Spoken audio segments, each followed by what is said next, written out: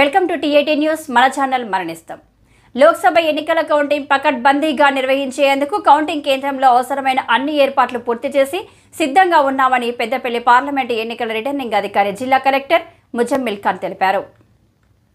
సోమవారం జిల్లా కలెక్టర్ ముజమ్మిల్ ఖాన్ రామగిరి మండలంలోని జేఎన్టీయూ మంత్రి ఇంజనీరింగ్ కళాశాలలో ఏర్పాటు చేసిన కౌంటింగ్ కేంద్రాన్ని ఎన్నికల సాధారణ పరిశీలకులు రావిష్ గుప్తా, అదనపు కలెక్టర్లు జి అరుణశ్రీ, జీవి శ్యామ్ ప్రసాద్ లాల్తో కలిసి పరిశీలించారు. జేఎన్టీయూ మంత్రి ఇంజనీరింగ్ కళాశాలలో ఏర్పాటు చేసిన పోస్టల్ బ్యాలెట్ కౌంటింగ్ హాల్, మంత్రి పెద్దపల్లి, రామగుండం, ధర్మపురి అసెంబ్లీ సెగ్మెంట్లకు సంబంధించిన కౌంటింగ్ హాళ్లను కలెక్టర్ తనిఖీ చేశారు.